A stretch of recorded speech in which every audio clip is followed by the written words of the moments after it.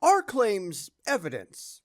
That's a much more nuanced question than you might think, but when it comes to religion, claims are pretty much all they have. It's one of the reasons that we don't just take them at their word or take them seriously. We need more than claims to find objective reality, and sadly, they're just not interested. So we're going to look at that today. And away we go. This is going to be a very large video from a channel called The Carpenter's Desk, because this is, let's be honest, a complete mess. This is one of the worst things I've seen in a very long time. It's a lot of the problems with the religious mindset all in one place, and we're going to go out and explore them one by one. Strap in because this is going to be a long one, part 1 of 2 I figure. Can this guy actually prove that claims are evidence? Don't get your hopes up, because I figure this is going to go sideways pretty quickly.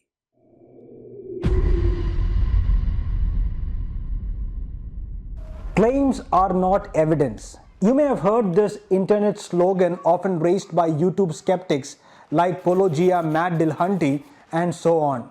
In fact, Pologia uses the "For the Bible Says So" jingle quite effectively in his videos.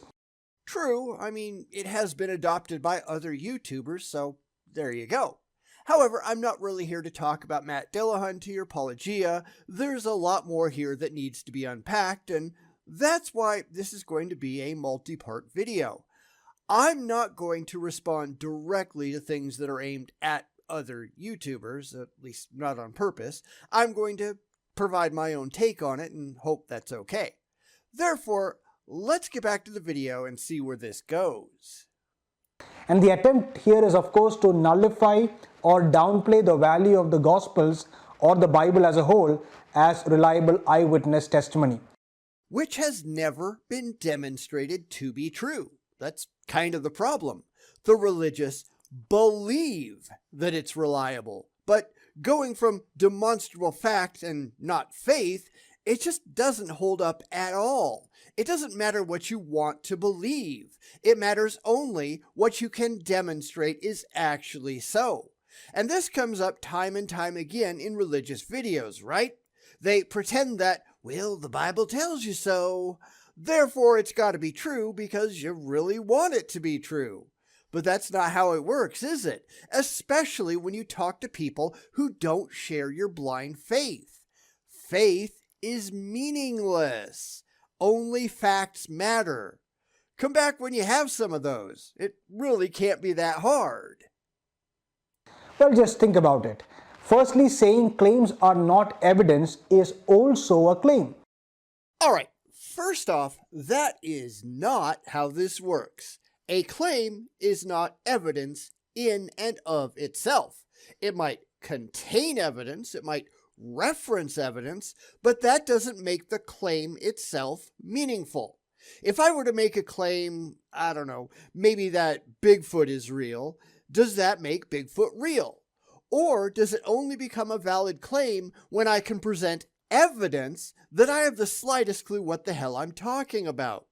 All the faith in the world, all the confidence that Bigfoot is out there someplace, running around in the woods, that doesn't equate to evidence. Wishful thinking and evidence are two entirely different things. Claims need justification to be valid, and sadly for the religious, there just isn't any for the claims that they make about their gods. And secondly, and more importantly, claims are evidence, at least most of the time. No, they're not. They're just not. In and of themselves, claims are nothing. It doesn't matter how many times you repeat it. It doesn't get any closer to the truth if you haven't presented any way to show that it's actually true. Now, I suppose it depends on how you're using the word evidence. If it's no more than, well, it sounds good to me, then maybe you might have a point, but nobody that I know uses evidence that way. If we're going to go to a dictionary definition, one that we've used many times before, evidence is the available body of facts or information indicating whether a belief or proposition is true or valid. It isn't what you believe, it isn't what you like, it isn't what you have faith in, it's something that can be shown based on evidence or information, the facts of the matter, to be factually correct in the real world that we all share. This is another instance of the religious playing musical definitions, going with whatever sounds good in the moment and gets them where they want to go. It is inherently dishonest. Knock it off. A vast majority of our beliefs, even those pertaining to scientific knowledge, are held based on claims. No, they're not. Now, I can imagine what he's going to say next. Oh, but you're just listening to experts. You don't actually know this for yourself. Yeah, except you can. It is possible to validate every single one of these claims independently on your own. It's not the fact that someone famous or well-educated said so. It's that their words can be backed up with demonstrable fact. Science isn't based on what scientists say. Scientists say things because they've done the work to back it up first. What a scientist says is irrelevant if they don't have the evidence behind them. That is not something that you can do with religion, though. All you can do is say, well, trust me, I know what I'm talking about. No, sorry, I don't believe you. Come back with evidence to prove that you actually have a clue. We'll never see that from these people because they have nothing. This is just a ridiculous word game. And not too long ago, I saw a video where somebody was pointing out that William Lane Craig is, in fact, a con man. He is. That's all he's doing. He has no facts to back up anything that he says. All he says is, well, the Holy Spirit tells me so. Great. How do you know that? Because that's the question that destroys every single apologist on the planet. Don't tell me what you believe, tell me what you know, and then tell me how you know it. And none of them can do it if you notice. It's kind of sad. If you believe in the Big Bang cosmology, it is not necessarily because you have investigated and understood the data yourself, unless of course you have studied the subject, but because you have accepted the claims of a vast majority of individuals who are experts in the field. See? Told you so. The point is, you don't have to trust the experts. You can go and verify it on your own. You can get the degrees, same ones they do. You can run the experiments, the same ones they did. Whatever it takes, you can verify their words. The fact that you probably won't doesn't change the fact that you can. Can matters. With religion, there is no experiment to run. There are no facts to verify. The only thing you have is, but I really want to believe. There is nothing that the supposed experts can point to and say, well, here's how I know that. Because they don't know anything. They just believe. They just have faith. There are no facts. There is no verification. There's only faith and fifis, and that is not enough to get you to demonstrable truth. Remember, that's what evidence is. It's a way to get to demonstrable truth. I don't care what you believe. You don't get to play with double standards. That everything in the universe was once crunched into something smaller than an atom. But you don't know that. Well, you're just believing Stephen Hawking, and that's a matter of faith in his abilities. Yes. You don't know it yourself. You're accepting that because someone told you. I'm not. I've actually got multiple degrees. You can go out and look at the raw data if you like. There are thousands and thousands and thousands of scientists out there, people who have the relevant degrees and who have performed the relevant surveys and who have done the experiments to prove that these things are true. That's actually how science works. Repeated experimentation and verification. It doesn't matter what they say. It matters what evidence they can trot out to prove it. That's a basic part of the scientific framework, that scientists go out and verify each other's work. Now, I've seen the religious pretending, well, it's all a giant conspiracy, which is just freaking stupid. Because you get a whole lot farther in science by proving the other guy wrong than you do by proving them right. Scientists are trying to falsify the experimental data. It's part of their job. But on the religious side, what are the theists doing? What experiment has, say, William Lane Craig ever done? What data sets can Frank Turek produce? None at all. They don't even try. They just tell you what they think, based on nothing but their thinking, but their faith. And that's dumb. Science tells you what it has proven. Religion tells you what they think will get you to give them their money. There's a massive difference between the two. Whether a claim constitutes as evidence depends primarily on who is making the claim. No, it absolutely does not. It depends on the supporting evidence behind the claim. It depends on what the claimant can produce to back up their claim. And it can't just be, well, I say so, or, well, I read it in a book. It has to be something that can be demonstrated, that can be supported, that can be repeated. The fact that this guy doesn't understand that, that's pretty telling, right? Take an everyday example. I come home and ask my brother, where is my dad? And he says that he's gone to the supermarket. I buy that claim as evidence for the proposition that dad has indeed gone to the supermarket. Why?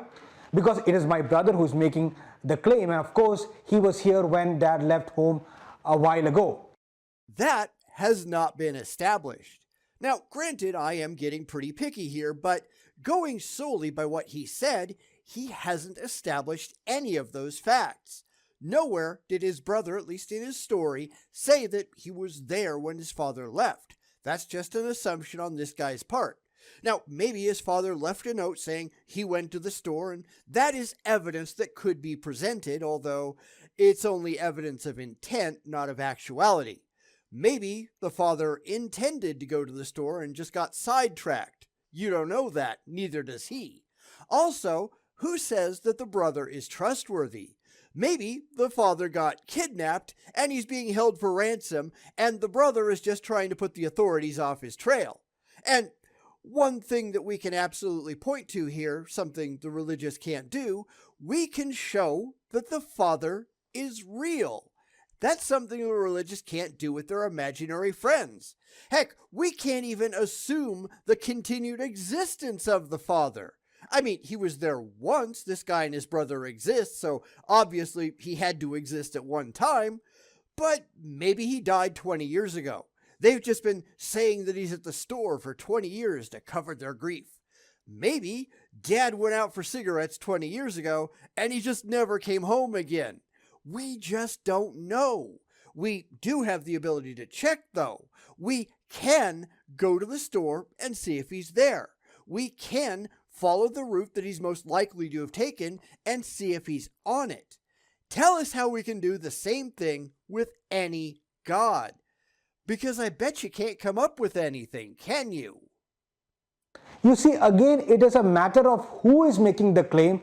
But well, you could say that it is not just who is making the claim, but also what the claim is about. That is a fair point. We have evidence that fathers go to stores. We know that fathers are real, and we know that stores are real. Barring anything else fishy going on, it is a reasonably mundane claim to make. Gods, however, they have never, ever, not even once been shown to exist. Gods have no direct, demonstrable, testable evidence for their side. Just because you really like the idea, that doesn't mean anything. It doesn't get you to testable fact, and that's what you need. So I don't think this is going to go as well as he thinks, do you? The claim that Jesus performed miracles and rose from the dead are not of the same kind as the claim that my dad has gone to the supermarket. That is true. Claims about Jesus bear a much higher burden of proof because Jesus cannot be shown to have ever been real. You cannot provide any evidence that any of those events ever actually happened. And it would be the same thing to say, well, Harry Potter went to Hogwarts and he uses a wand to do magic. None of those things can be justified. Until validated with some kind of independent evidence, they are just empty claims. Just because you read it in a book, that doesn't make it true. Therefore, he's kind of in the ballpark, but I don't think he knows where he's stumbling around. Let's see. So here these skeptics will qualify the initial claim that claims are not evidence with an additional claim that extraordinary claims require extraordinary evidence. And that is true. Claims about Bigfoot, which has not been validated to exist, require more than, well, I heard a noise in the woods. That doesn't prove Bigfoot. Well, I really like the idea of God. That doesn't prove that any gods exist. These are things for which we have absolutely no demonstrable evidence, and whether you like it or not, that's what we need. This is where I think he's really going to go wrong. Well, no. Claims are claims, and they just require adequate evidence to be either held or discarded. And your claims don't warrant the beliefs being held. He says that claims require adequate evidence, which shows that he at least understands that part of it, but he doesn't understand that his own claims don't have any evidence at all, adequate or not. Now, of course, he hasn't made any specific religious claims in this video, so I might be jumping the gun, but this is just another appeal to double standards, where the claims of one side are good and the claims of another side are bad, based entirely on his emotional reaction to them. And I'm sorry, but that's just not how that works. Also, what do you really mean by the term extraordinary? The proposition, for example, that the earth is not actually flat must have sounded as extraordinary to people a few thousands of years ago. That's true. They were wrong. Because here's the thing, it doesn't matter how a thing sounds. It matters only if it's actually true. Some people are still convinced today that the earth is flat. They're just idiots. Some people think this is all just a dream. They just have no evidence to back it up. Now, that doesn't mean that it can't all be a dream. There's really no way to beat heart solipsism, but the time to accept a claim, any claim, is when there is evidence to examine, and not before. And the religious, they run into some problems there, don't they? What you want to be true doesn't matter. What is true does, and the only way to figure out what is true is to look at the evidence for it. Until you can separate the two, what you want to be true and what actually is true, you've got some issues. This guy might want to think about that. Or that the earth is moving around the sun and it is not the other way around. Or that the universe, comprising of space, time and matter, began to exist at the Big Bang. All of which we have evidence for. It doesn't rely on, I really want to believe. There's an entirely different class of claims being made here between religion and science. What you want is irrelevant. What is demonstrable is not. Come back when you've got something to present, because until then, you have absolutely nothing. Faith is not a reasonable, rational, or credible path to demonstrable truth. It's not that hard to understand. Figure it out. Time began to exist, that's an extraordinary claim. Not really, because we have evidence for it. Now, before we had evidence for it, yes, it would have been an extraordinary claim that would have required extraordinary evidence to believe. But we've got that now. Now, compare that to, say, the belief in gods. we still have zero evidence or experience, demonstrable experience, with any gods, goddesses, whatever. That's something that still requires that extraordinary evidence. And we don't have any. So that's a very poor analogy. Well, one may say so, and science is filled with such extraordinary and sometimes even ridiculous claims that are actually true. Then they're not ridiculous, are they? They are supported by evidence.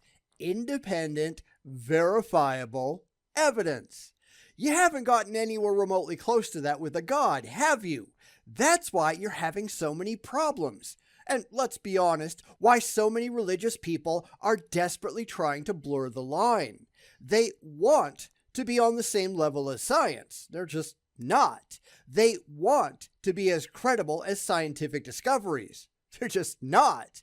We can point out everywhere that they're going wrong, and the religious, sadly, they can't point out anywhere that they're actually going right. They clearly don't understand the difference, and let's be honest, they don't want to. They are terrified to admit that they are on the wrong side of logic, reason, evidence, and credibility. That's kind of sad, isn't it? Such claims are then translated to a hypothesis, validated or rejected with respect to the data that it seeks to explain and the background evidence. So all you need to prove the claim is merely adequate evidence. Yes, your side doesn't have any. That's the point. I don't know why this video goes on for another 10 minutes when he's already admitted that he knows the problem. The problem is religion has nothing at all to present. If they had evidence, then they wouldn't need faith. They could just present the evidence.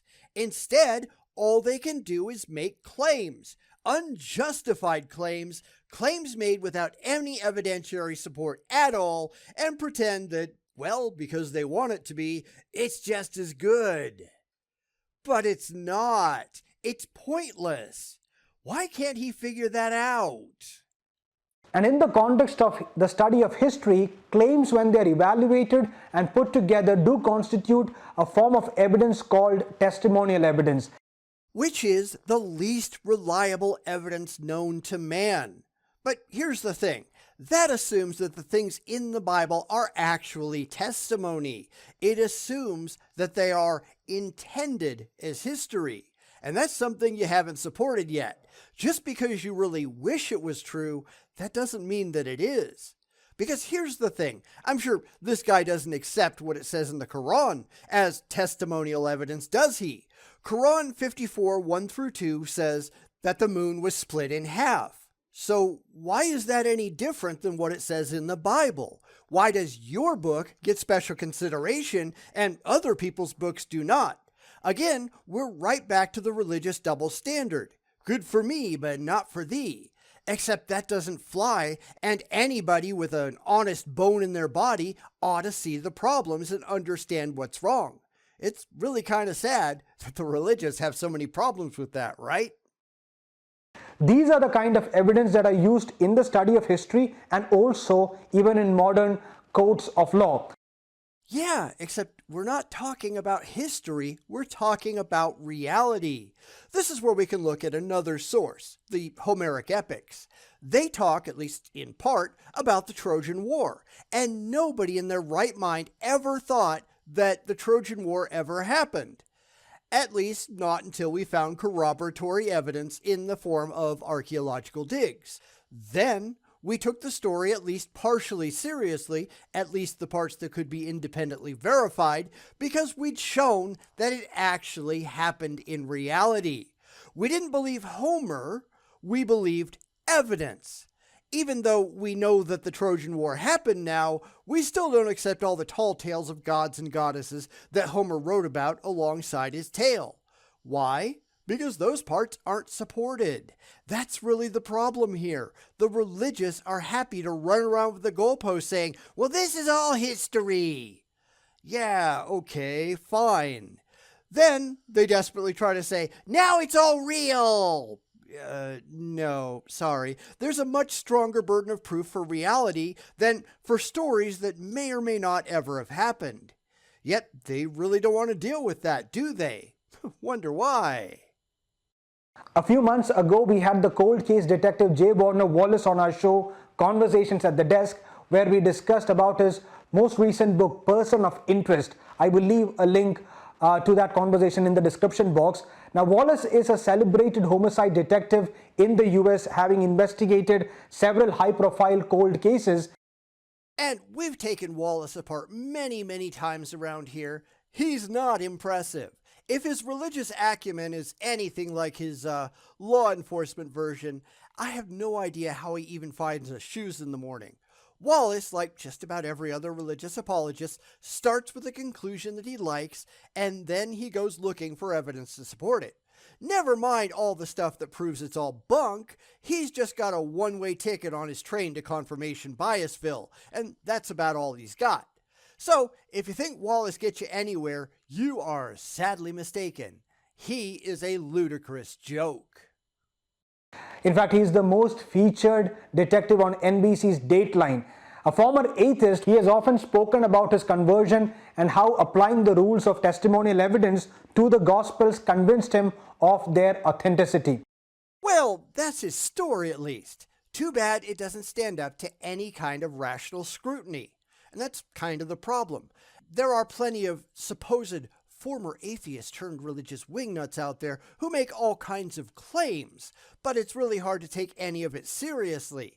When you look at his supposed conversion story and say, well, what about this? And he has no credible answers, you know that it's all just a lie. He is not remotely concerned about the truth.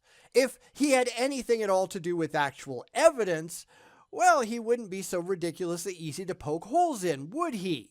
Because we've heard his story before. Look at Lee Strobel. He tried to pull the same thing.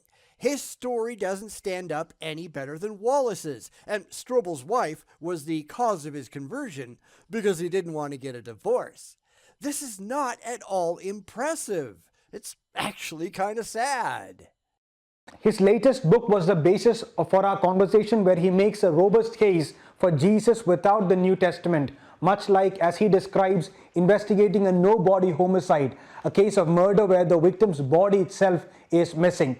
And he does so by just blindly buying into the crap in the Bible. This was also the problem with Strobel. He talked to biblical experts and only the supposed experts that he liked, and then just accepted everything they said without question. Sorry, but for an investigative journalist, that is sheer incompetence. None of these people want to find out the truth. They just want to get to the apologetic money train so they can just con the rubes and make a bundle. J. Warner Wallace's current net worth is about $5 million. He sure wasn't making that as a cold case detective, was he? It's all about the greenbacks. Let's not kid ourselves. Anyway, that's about where I'm going to stop for the day. I figure that this is going to be pretty long, at least an hour, who knows. And that's just in response to a 13-minute video, which is why I'm going to cut it up the way that it is. People stop watching videos after about 25 or 30 minutes. So, what do you think so far? I, for one, am not remotely impressed, but I think you figured that one out already. This is what happens when you try to get somewhere that you were already emotionally predisposed to reach, rather than wanting the truth, the whole truth, and nothing but the truth, regardless of how it makes you feel. I keep bringing this up, and every theist I talk to, every single one, they all deny it. Yet it's very clear that's what's going on. But I don't want that. So what? Truth doesn't care about your fees. It's why we just don't get anywhere with the terminally deluded. I only care about the truth. If it makes me feel terrible to know the truth, at least I got the truth. I don't care about my feelings, and you shouldn't either. So anyway, next time we're going to pick up right there at 4 minutes and 27 seconds in the video, for anybody who's curious, and probably in the middle of his discussion about J. Warner Wallace. I guess we'll have to see. So until next time, stay sane and stay rational. Somebody has to, and we all know it's not going to be the religious. This really has been a mess, and sorry to say it doesn't get any better from here. If you want to see the kind of bizarre mental gymnastics the religious go through, here you go. No matter how many times we point out what they're actually doing wrong, they don't listen. Why? Because they just don't care. All right, a little bit of explanation up front.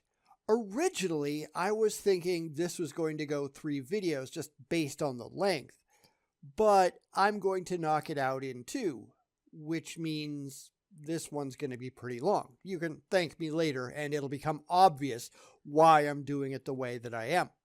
This time, we go through a very long video with J. Warner Wallace, and yeah, if history is any indication, Wallace isn't going to be at all impressive.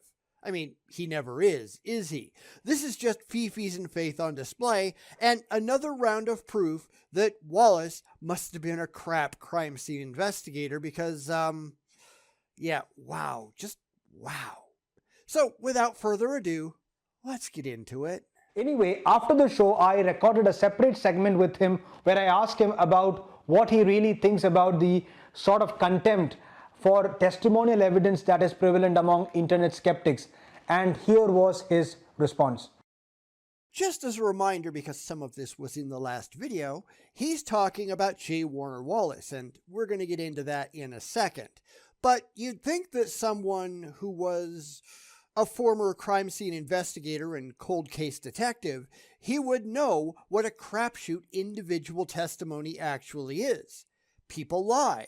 People make mistakes. Memory doesn't work well over the long term. Your brain starts to forget, and then it just invents details to fill in all the holes. As soon as your short-term memory transfers to the long-term memory system, you're already starting to forget details. It's as good as the last time that you recalled the memory from the archives, and your brain isn't telling you what you actually experienced, just the parts that it recalled, plus all of the things that it's just filled in to make it seem coherent.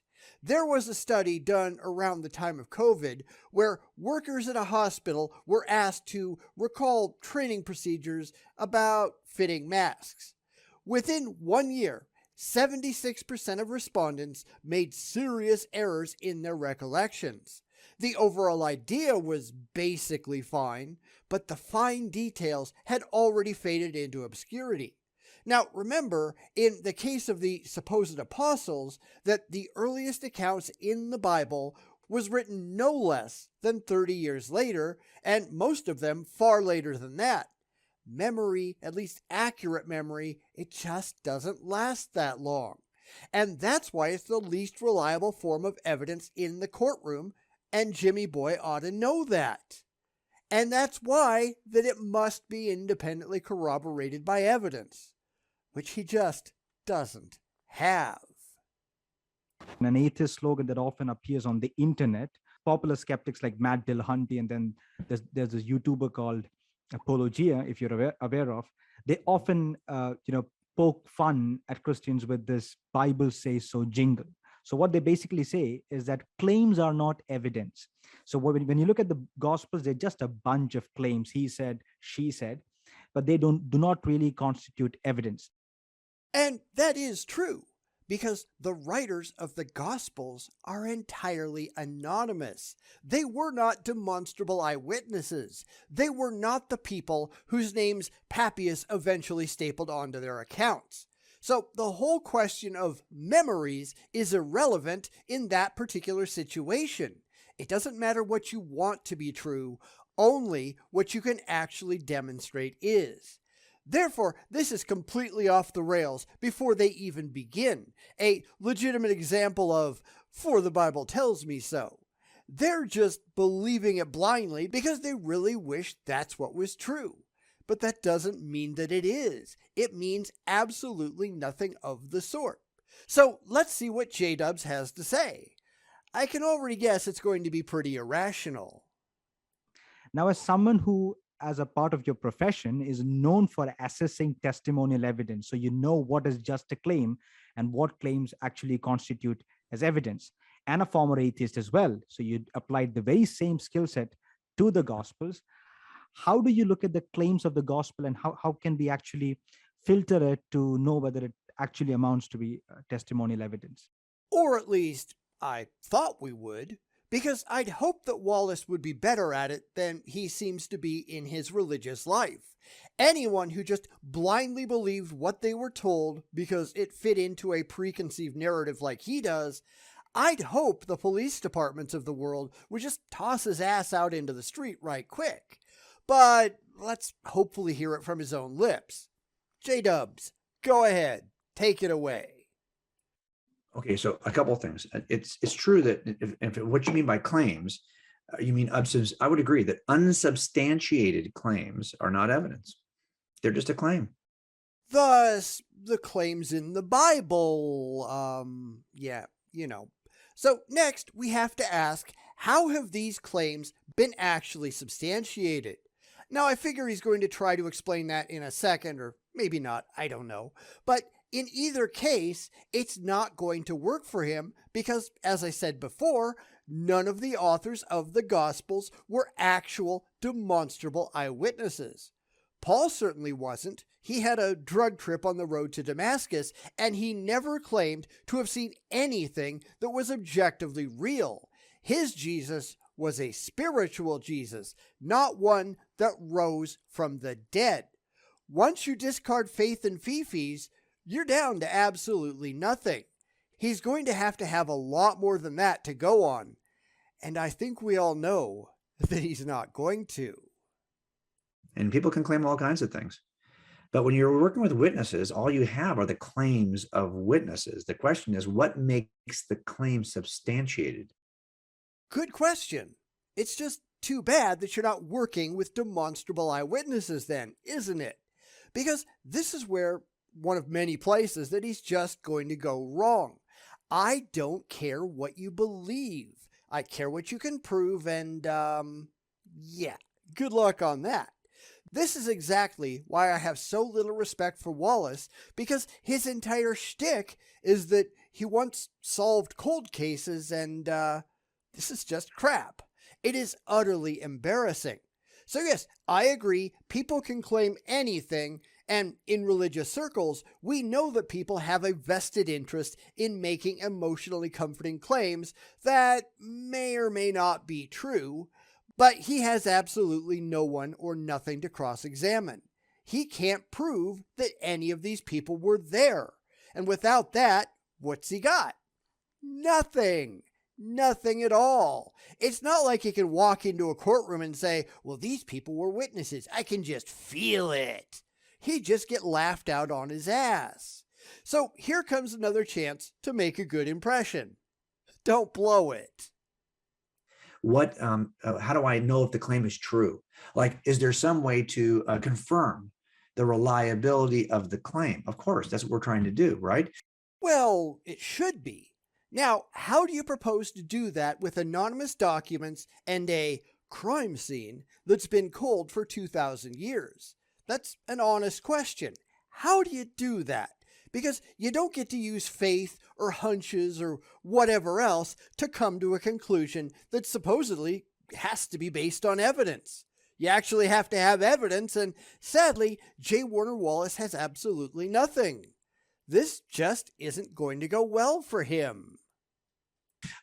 Someone could come in and make a claim, and the two people make claims, but until one is substantiated in some way, in other words, I can come in and say I could claim that the sun set tonight at 6 p.m. That's a claim. It's not evidence. Well, I saw it set at 6 p.m. Well, how do I know you're telling me the truth? You could be lying. It's just a claim. Sure, but we do have astronomical data that would support it. All we have to do is verify where you were, look up the appropriate charts, and we could see if the sun did in fact set at the time that you reported that it did. That's corroboration. What do you have for this Jesus story? Absolutely nothing remotely of the sort. In fact, the claims that we do have, and that is all that they are, unsupported, uncorroborated claims, they don't match up with the details that we actually do know, or that we think we know. They don't even agree with each other on a lot of factors. You are just digging the hole deeper, pal. I hope that you don't think anybody's going to be impressed, at least not anybody with the brain. Well, then you go back and you do some, maybe I've got the National Weather Service that has a marker here, just down the street. And sure enough, it measures that it's dark at 6 o'clock. So now I've got some independent corroboration of the claim. And that's exactly what we're looking for. We're looking for a way to turn a claim into a substantiated claim, a claim that's supported by other forms of evidence. And it doesn't need to be a lot. It could just be one other touch point piece of corroboration. Notice that he's not talking about the Jesus claims, right? I mean, he doesn't have to. That wasn't brought up in the question, but I think we all know pretty much what was intended. So I'm going to let him get to his example in a second, but let me ask you this first. Is anybody out there impressed with this at all? I mean, he's right as far as it goes, but you can't just apply this to his religious beliefs without significant asterisks attached. This methodology is completely different than any other system that would be applied to the real world. Believe it at your own risk. So for example, I always say it this way. He came in the bank and he jumped over the counter and he took that money and left. Okay. Now, presumably, there are cameras, so you wouldn't need any of these eyewitnesses, but let's assume for the moment that there weren't. Let's assume that it was just this guy standing in the bank. No tellers, no nothing. He claims that somebody came into the bank, vaulted over the counter, and emptied out the cash drawers. Should we believe him? No, not necessarily. What if this guy is the robber? What if he's just telling this story as a means to avoid being caught? That's a fair point that people really need to deal with, and while with actual crime scene investigators they probably would once you have actual corroboration, then the witness testimony really doesn't mean much, does it? So let's think about this rationally. The way that J. Warner Wallace isn't doing. Well, that's your claim. It's not evidence. Well, it's a witness in a crime. He says he saw it. And you're just going to say his eyewitness claim is just a claim. It doesn't count as evidence, just a claim. Well, if somebody else says, yeah, I saw it too, is it more than a claim now? Maybe. Maybe they're accomplices. Now, I know this is just a simple, stupid example on his part, and I'm just out there punching a bunch of holes, but this is how people need to think. The claims never become good evidence. They always remain claims. Maybe they can back up other evidence that's been found on the scene. Maybe they can be corroboration for something else that's been discovered at the site, but they should never, ever, ever be believed as the sole evidence because it's way too easy for them to be wrong. Memory, as I said before, even if people are telling the truth, which you can't assume, memory is never, ever perfect. In fact, most of the time, it isn't even very good. There are lots of examples out there. In fact, there are professors that purposely run experiments on their students to show this, with imaginary robbers running into the classroom, and then the professor asks everybody to describe what they saw. It was just mere moments ago. They were all demonstrably sitting right there. It actually happened. But the answers are always varied. Why? Because memory sucks. Well, it's still a claim, but now it's a corroborated claim, but it's still another witness. Okay, tell you what, we found a palm print on the desk that he jumped over allegedly, according to the witnesses.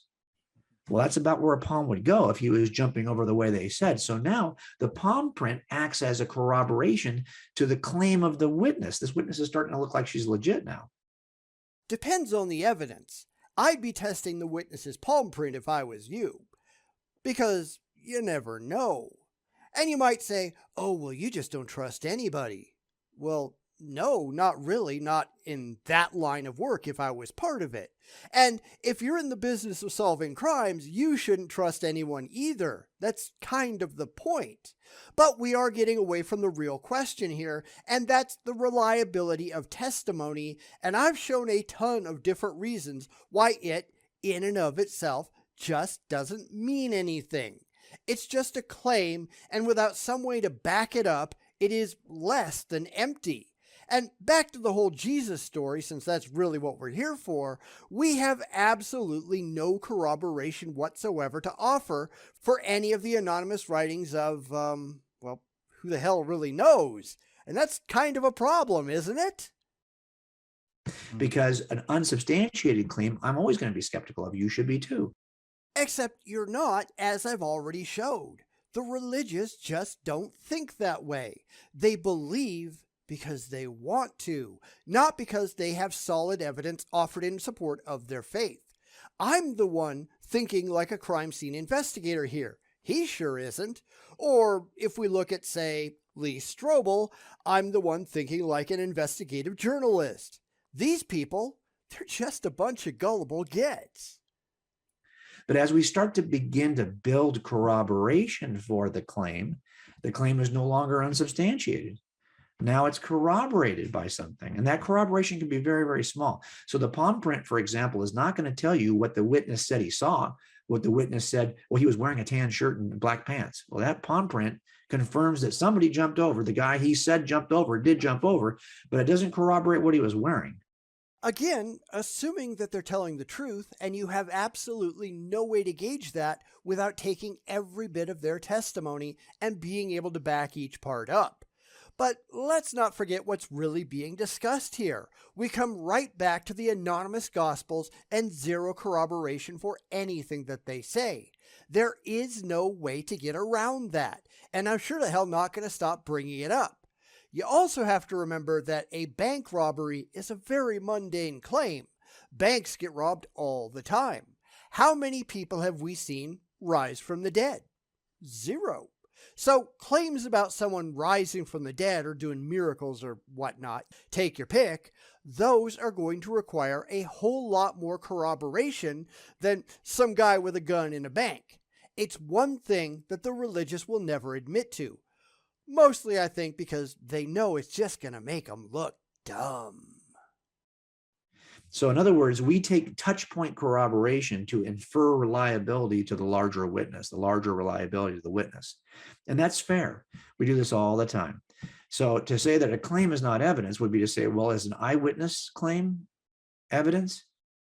If it's a demonstrable eyewitness, one that you can show that they're telling the truth, that their particular version of events can be corroborated such that it matches other evidence that can be known to be true, that doesn't rely on memory or individual biases or whatever, yeah, then maybe, I guess. I wouldn't be putting anyone behind bars for that, and I certainly wouldn't be accepting any supernatural claims for that. Like I said, testimonial evidence is the least reliable you can find. And it's something that the religious don't even have. Well, it depends, I guess, on who is making the case. Because often we'll see that from the other side that, yeah, they'll take one expert, one scientist who says, yeah, look, I see that this, and suddenly it's gold. But if my scientist says the opposite, well, your scientist is an idiot, right? It's just a claim over there. Over here, somehow it's evidence. Well, a lot of it's going to come down to which of these two claims can we actually support evidentially through some other form of corroboration. That's kind of the point. Science, by its very nature, relies on supporting evidence. A hypothesis doesn't become a theory unless it's backed up by testing, observation, and demonstration. So if a scientist just says something, the 9 out of 10 dentists say they like Star Wars, that doesn't actually mean anything. That's kind of what happens on the creationist side. Well, because we already accept these supernatural claims on faith, therefore God done it. Have any of those supernatural claims ever been shown to be true, independently and with evidence? No, of course they haven't. Your beliefs and your faith just don't mean anything. Why can't they figure that out? So in that sense, yes, I agree that claims by themselves, unsubstantiated, are just unsubstantiated claims. But once we begin to corroborate them, they take on evidential power. Interesting. So when you talk about the Gospels, you have these different claims. And also, just an additional question with that you see some amongst themselves, they kind of deviate on some details. right? Sure. So when you look at testimonial evidence, is that also expected? What testimonial evidence? I mean, that you can prove. Because he's just doing what I just said he would. He's taking his beliefs, assuming that they're already automatically true, and they're just running on that basis, as if he's already demonstrated it somehow. Funny, I must have missed that part. Can we back up and show it to me again? How have you demonstrated that, for example, Matthew, the real human being that was a disciple of Jesus, wrote Matthew? How do you do that? Walk me through the steps. And that's the problem here, because they can't. We all know they can't. All they can do is make an assertion. Therefore, without some kind of objective corroboration for the claim, we cannot accept the claim as valid. Your faith doesn't mean anything. Just because you really want it to be true, that doesn't matter. And here we are seeing the kind of absurd confirmation bias that the religious always engage in action. It's only a claim until it's corroborated. But the Gospels, that's got to be true, no support required. Tell me you are not seeing the same thing. Go ahead. Oh, absolutely. Let's say someone's watching this video, the two of us. Turn off the video, turn off the, where it's posted. And now we're going to interview. What did Jim talk about? And I'm just going to have you say what Jim talked about. And you're going to say what Jim talked about. And you're going to say what Jim talked about. I guarantee you there'll be some sense that, did you all watch the same thing? Because you're not going to mention the same things. You're going to end up being focused on the things that were interesting to you. And that's natural. This is what happens with every eyewitness. And what happens is not just that I'm only going to repeat back what's interesting to me. It's that my tunnel vision in real time is only going to allow input about what's interesting to me. And there's religion for you. You couldn't describe it better if you tried, because you see exactly what Wallace is doing here, what I've pointed out time and time again that the religious do. Well, you can't do that, only to run back to it the second that you get to something you just want to believe, because it strokes their emotional ego. Yet, that doesn't matter, does it? He said so himself. You remember the things that appeal to you. Like all the crap in the Bible. They like that idea. They believe that idea. That idea is comforting. And therefore, that idea just has to be true. No support required. So where is that corroboration that Wallace is talking about? It's nowhere to be found. So if I said to you, what was behind him to his left? Some people will know because that was interesting to them. Some people will say, I don't remember, because I was focused on his face, So it's going to depend on what it is you are focused on in real time. And that even varies witness to witness. So don't be surprised when you have variations. Which is true. Eyewitness testimony does have some inherent problems, which again is why it is the least reliable thing that you can have. So why is this a problem for the Bible? Because you don't even have demonstrable eyewitnesses to talk about. You have anonymous authors engaged in a decades-long game of telephone, telling stories, redacting previous gospels, providing contradictory information, and it is Wallace's job as a paid religious shill to figure out how to spin it so the people who are buying his books and going to his lectures, they don't get up and leave. A lot of people object to me putting it like that, but too bad. That is what is demonstrably going on. That is how these people make a living, getting up there night after night after night, telling the same carefully written stories that have evolved over time because they're just more effective that way. It's why these people have scripts. They don't just shoot from the hip. Try talking to an established apologist sometime, and they'll go to absurd lengths just to get back to the narrative that repetition has made them comfortable with. This isn't about truth. It's about comfort and money. You can't forget the money. It doesn't mean that this is a lie, that anyone's lying. Every one of those people saw the video, but they're all going to recall it slightly differently. And that's what we see in any set of eyewitness testimony. So in the end, what we're trying to do is to be able to and by the way, what would count as corroboration? How about this? Reason why I wrote person of interest is I wanted to be able to say, look, of the two possibilities that Jesus is just a work of fiction, do you think the work of fiction? Can you think of any other example in which a work of fiction changed history? The fiction didn't change history. All of the people who believed the work of fiction did. There was no corroboration. Nobody was testing the crap in the Bible. They just wanted it to be true. And then they just ran around with swords and knives and killed the people who didn't buy into it hook, line, and sinker. They forced it on others through force of law, through force of arms, through social indoctrination. And if you force a lie on others for long enough, it becomes largely indistinguishable from the truth. But that doesn't make it the truth, though. We're right back to square one. Demonstrate that this crap is true. No faith, no beliefs, no wishful thinking. Produce your demonstrable evidence that shows that any of this ever happened. And it's right around there that they're just going to uproot the goalposts and go running around. Oh, well, you just have to throw out some of the other historical things too. Okay, fine. Throw them away. One standard, remember? The second that you don't fall for that, they just run for the hills because they can't meet the standards that exist. They don't care. They don't even try. It is just so easy to prove how irrational they are. Just talk to them. That's all it takes. And catalyzed literature, music, art, education, and even seeped into every other world religion. Tell that to the Hindus, who predate your silly beliefs by a pretty significant margin. Tell that to the ancient Egyptians. They'd laugh if they were still around. Buddhism has been around since at least 500 BCE. I mean, Christianity didn't influence the Jews, did it? It was more the other way around. Zoroastrians were around long before Christianity. So were the Jains. So is Confucianism. Exactly what world religions is he talking about? Scientology? It just sounds like he yanked it straight out of his ass, doesn't it? If so, can you tell me who that is? You're not going to find anybody.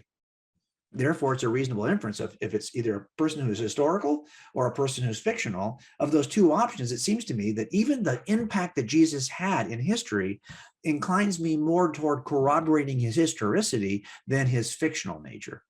Welcome to false dichotomy theater, because there are other options. You know, like Jesus was a real person or a collection of real people upon whom myths were posthumously draped. That's a really good option that he doesn't want to talk about, right? Or that it was just a load of stories that blew up way out of proportion over time. I talked about people seeing Elvis the same day that he died, and by the time that he'd been gone for a year or two, stories of him still being around were everywhere. The World Weekly News used to put that on the cover a lot, that and Bat Boy.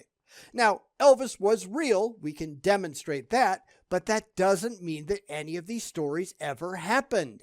They were just people who really wanted to believe that Elvis was still around. But that doesn't make it so. Not for Elvis and not for Jesus. You have to do better than that. And if you can go one step farther, do you think that what other mortal human have you ever seen have this kind of impact in history? Like I already said, it wasn't Jesus that had any demonstrable impact. It's the crazy people who followed those stories. Jesus didn't demonstrably do anything. Now, can we find people who have had a serious impact on their followers? Easily. Muhammad, there's an entire religion based around him and his teachings. Buddha, same thing. Hell, Jim Jones, 900 people died. I'd say that's a pretty serious impact. Or David Koresh, 76 Branch Davidians down. At least those people we can prove were real, for the most part at least, and we can't do any of that with Jesus. Popularity doesn't equate to truth. That's a fallacy, whether you like it or not. Well, tell me who that would be. You won't find it. Then it's a good reason. Given the two choices, he's just a man who got dumb lucky, or he's something more than human. Doesn't this kind of corroboration from history even speak more to the second reasonable possibility? Not even remotely. This is an argument for consequences of sorts, where he's arguing from what happened back to what he wants to believe. It isn't true just because things went down that you really like. You actually have to back it up, and he's not even trying. Because, as we all know, these people just don't care. They are starting with a conclusion, reach for emotional reasons, and then just running around cherry-picking arguments and factoids that support their side while ignoring the overwhelming majority of data points that they don't like. We are not seeing the evidence to support it. They're just leaping to conclusions with zero corroboration. Kind of sad, huh? So I think in the end, there's a way in which this type of evidence even adds to our case. And that's all I'm trying to say in the book, is that the case for the historicity and deity of Jesus is made even more powerful, because I would not toss out the New Testament. I want that in. But even if you weren't willing to look at it, you'd still be stuck with the same Jesus. And what Jesus is that exactly? And I mean demonstrably. Because you might be able to get to a real human person if you squint just right, and you really can't even do that. But that's not the Jesus that they're talking about. You know absolutely nothing about any real individual because the entire Jesus story has been all completely mythologized. But of course, I would be fine assuming that there was some kind of kernel of truth at the center of all the myths. We'd never find out what it is, not demonstrably, but if you want to assert that, yes, there might have been a guy, I'd be fine with that. Now, how do you get beyond that? You can't, at least not without faith, and faith doesn't mean anything. And I know that's hard for the religious to hear, but it's true. Faith is utterly irrelevant. Faith doesn't get you anywhere worthwhile. It just strokes childish egos, and if that's what you're trying to do, then you are not on the same intellectual plane with the rest of us. Come on back when you grow the hell up. We'll wait, I guess. So in a nutshell, corroborated claims are evidence. Archaeologically speaking, time and again, several claims and objections that have been raised by skeptics once upon a time have been discarded. In fact, as historians would tell you, every major town or city mentioned in the Gospels and the Book of Acts have been unearthed, and several villages as well. The existence of New York City doesn't prove that Spider-Man is real. None of that matters. The fact that Tokyo is there, that doesn't prove Godzilla. The Devil's Tower is a real place in Wyoming. That doesn't mean that aliens made contact there, as in Close Encounters of the Third Kind. The list goes on and on and on. It doesn't matter how much you wish that these things proved your crazy beliefs. They just don't. Stop making a fool of yourself. So the archaeological data, the secular sources that emerge from that era are also consistent with the Gospels. Well, what happens when these skeptics, say Matt Dillahunty, are confronted with corroborations that cannot simply be mocked away? Well, we will see one such case in an upcoming video. This is Asher John for the Carpenter's Desk. Now, I haven't seen his next video, and yeah, who knows. If you want me to take a look at it, let me know in the comments. But judging just by what I've seen in this video, I am not hopeful that any of this is going to be worthwhile. I've already pointed out just how nonsensical all of this is. It's just confirmation bias, not demonstrable truth. They just want it to be true, but they can't demonstrate that it is, and it's the demonstration that actually matters. Your faith is meaningless, and these people can't figure out the proper steps that they would have to go through in order to get to a demonstrable God. Because you can't just back yourself into a corner and declare, God done it, because it's the only idea that you happen to like. Yet, that's pretty much all that they're doing, right? I don't know what to tell you people, but that's stupid. It just is.